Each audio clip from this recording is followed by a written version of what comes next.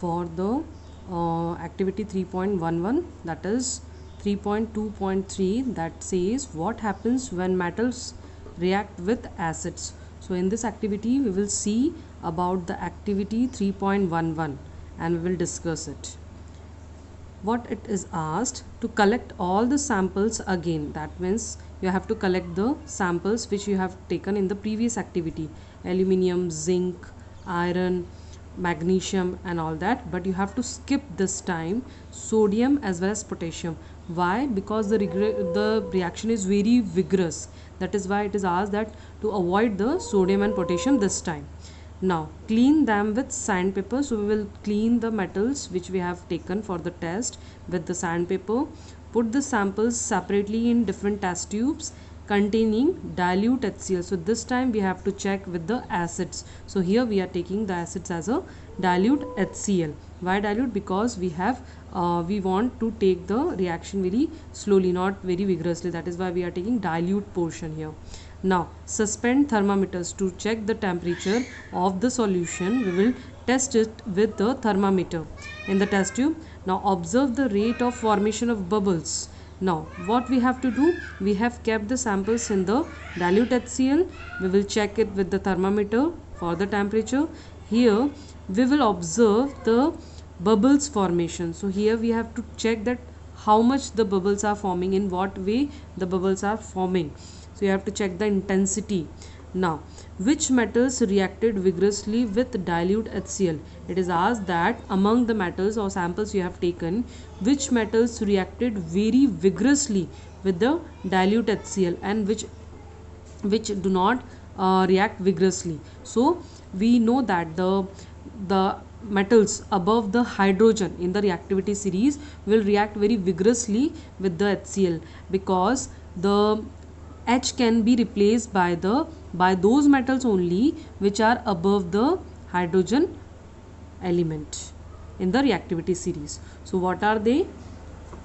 If we see aluminium, magnesium, zinc and iron, because we have already deleted the sodium and potassium from here, so we will include only aluminium, magnesium, zinc and iron, and we will not include the other metals which are below the hydrogen, that is copper, gold, silver and all these things. So we will not including this thing. Now with which metal did you record the highest temperature? It is asked that which temperature, means we have kept the thermometer also in the test tube.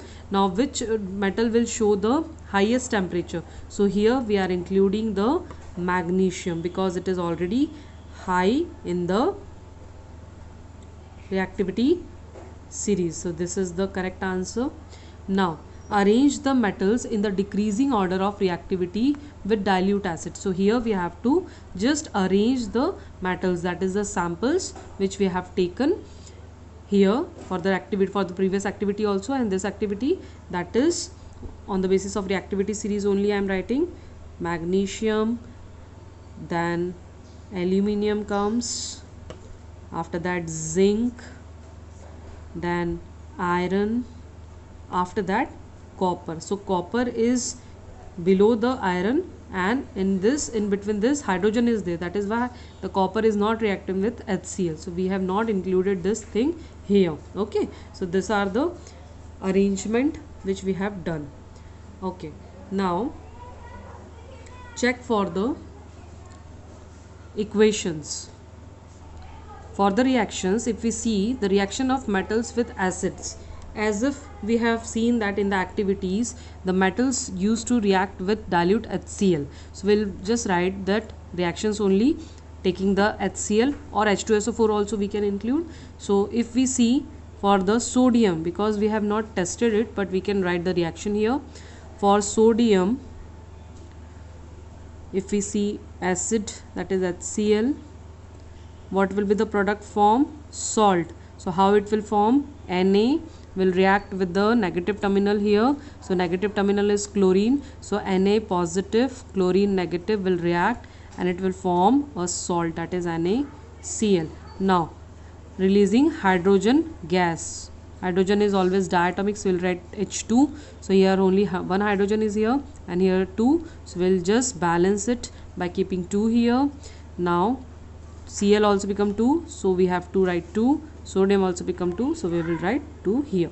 So in this way we will balance it. For potassium, if we see, suppose we take H2SO4, then what will be the product form? Again potassium is positive, hydrogen is positive, so it will not react. Hydrogen gas will be removed, and what is left? Sulfate ion, that is negative. So potassium positive, sulfate negative will react, so that will be KSO4. But what is the formula? The sulfate is having -2 charge and potassium is +1, so it will just interchange, and here we will write 2. Now we will balance it by hydrogen gas. Now if we see here, potassium is 2 and here it is 1, so we will balance it. Again if we see, the reaction is now balanced. Now let's check for the remaining metals, that is magnesium. If we see for HCl, what we are getting? Magnesium chloride. So in this way we will just write the formula.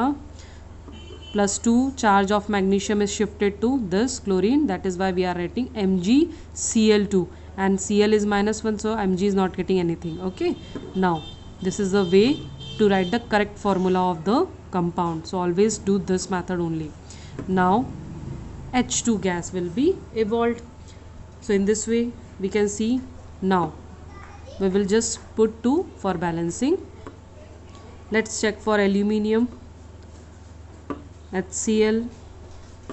If we see, what is the reactant?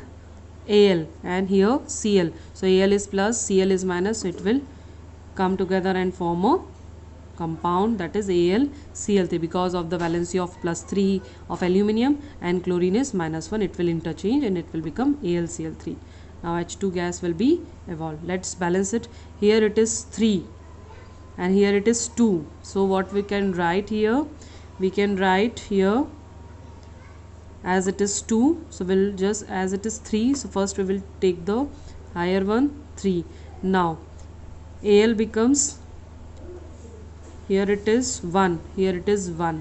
Okay, let's check for hydrogen. Hydrogen become 3 and here it is 2. So what we can do? We can take one quantity such that it will be same for both. So if we put 3 2s are 6, so here it will be only 3. Then what we can do? We will just convert this 3 into 6. Now see, chlorine is 6, here 3 2s are 6, so chlorine is 3, we'll write 2, so 3 2s are 6. Now you can see hydrogen and chlorine both are balanced at both the side. Let's check for aluminium. It is 2 and here it is 1, so we'll put 2 only. In this way you can do the balancing easily. Let's check for zinc. Zinc, it is, if see H2SO4 if we are taking, then again positive terminal, here find out the negative terminal, that is sulfate. So zinc will add on with the sulfate, because both are having +2 and -2, so it will cancel and it will become zinc sulfate. Now hydrogen gas will remove, and if we check, already the reaction is balanced. Now what about the other metals? The other metals such as copper, gold, silver, do not, these are called as noble metals, as you have learned in the previous classes. As these are the noble metals. Why?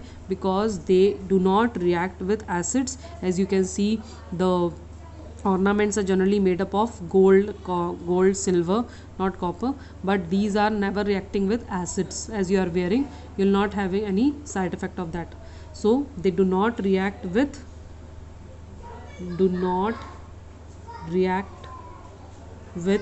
even water, as you have seen in the case of water, or acids.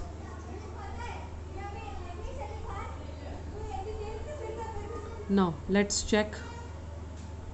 Now let us check out for the question, that is, why dilute HNO3 does not evolve hydrogen gas when reacted with metals above the hydrogen in reactivity series. That means they are asking that if the metals are above the reactivity series, that is above the hydrogen in the reactivity series, then they must react with acids, as I have told you in the case of HCl, H2SO4. Then what is the reason that why HNO3 is not evolving the hydrogen gas? That means HNO3 is not allowing that to remove the hydrogen or get the displacement of hydrogen from this HNO3. What is the reason? And can we ever get the H2 gas with metals in the case of HNO3? So it is asked that what is the reason. So let us understand the reasons with some reasons. Just let's see. If we see about the hydrogen gas, what it wants whenever it is forming, that means from HNO3 the hydrogen must get displaced, but it is not happening. Why? Because if you see that HNO3 is a strong oxidizing agent,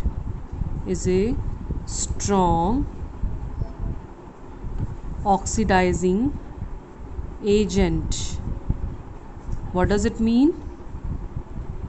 That means it is oxidizes the hydrogen produced to water and itself get reduced.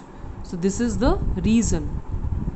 So we can say that HNO3 is a strong oxidizing agent, and due to this what happens, this HNO3 it oxidizes the H2 produced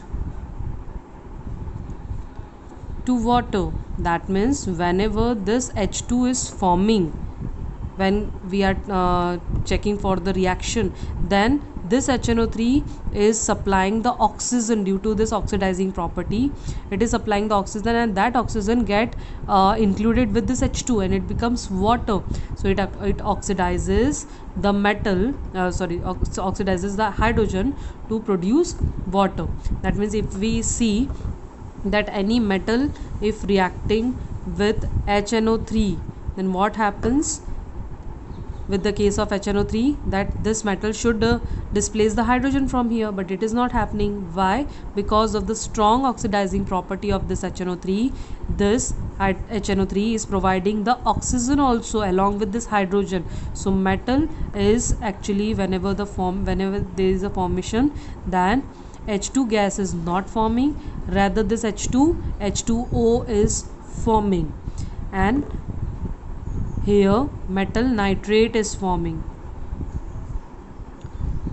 Now due to this what happens here, either NO2, N2O, or we can say NO2 means metal nitrate,